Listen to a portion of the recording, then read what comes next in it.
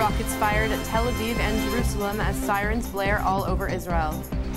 IDF targets hundreds of Gaza terror sites in overnight operation. 5 Hamas terrorists attempt to infiltrate Israel. And Herb Keenan weighs in on the future of Operation Protective Edge.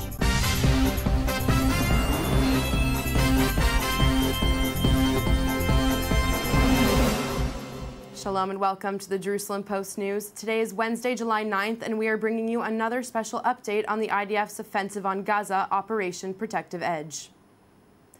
As the operation continues, residents of Tel Aviv heard rocket sirens Tuesday evening and throughout this morning, for the first time since Operation Pillar of Defense in November 2012. Sirens wailed in 20 different municipalities, including Tel Aviv, Jerusalem, Rishon LeZion, Modi'in, Ashdod, Ashkelon, and the Eshkol Regional Council. A missile also landed in an area north of Tel Aviv. The Iron Dome anti-missile system intercepted at least 4 of the missiles, and residents of Tel Aviv reported hearing explosions. The Hamas military wing has claimed responsibility for the missile fire. The rockets caused light property damage, however, no serious injuries were reported. The IDF struck 160 terror targets across Gaza overnight and hundreds of targets since the beginning of Operation Protective Edge this week, aimed at stopping rocket fire from Gaza on Israel. Targets hit by the Air Force include 10 tunnels and 5 Hamas government buildings, including the Ministry of Interior, the National Security Ministry, and a naval police position. The Air Force also hit 118 underground rocket launchers, including infrastructure designed for mid-range and long-range rocket fire against Israel. The attacks caused significant damage to the rocket firing capabilities of terrorist organizations. The IDF confirmed this morning that an IAF airstrike successfully targeted Hamas terror operative Abdallah Difala while he was riding on a motorcycle in the northern Gaza Strip. The IDF stated that Difala had been responsible for firing rockets into Israel.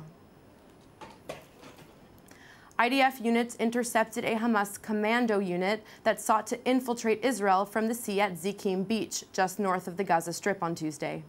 Soldiers killed several terrorists and pursued at least one more, security sources said, stressing that they were speaking as the incident continued to unfold.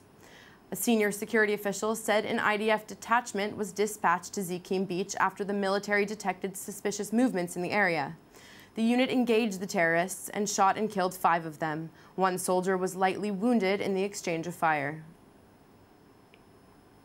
We now have J-Post diplomatic correspondent Herb Keenan on the phone.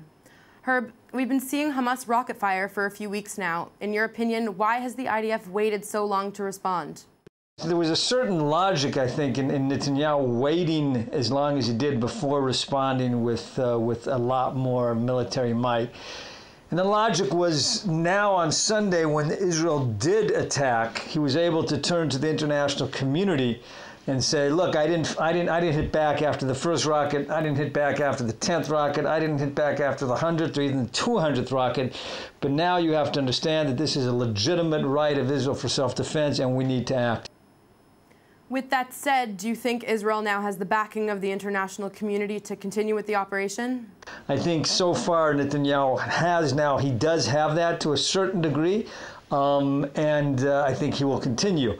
He's got with Israel. Israel has to be both careful and lucky. Obviously, careful in not causing a degree of collateral damage or killing by accident innocent people, keeping that to a bare minimum so that the outcry from the world for Israel to stop this kind of operation before it achieves its goals, those voices, which we're obviously going to hear in the near future, those voices are either muted or they come later.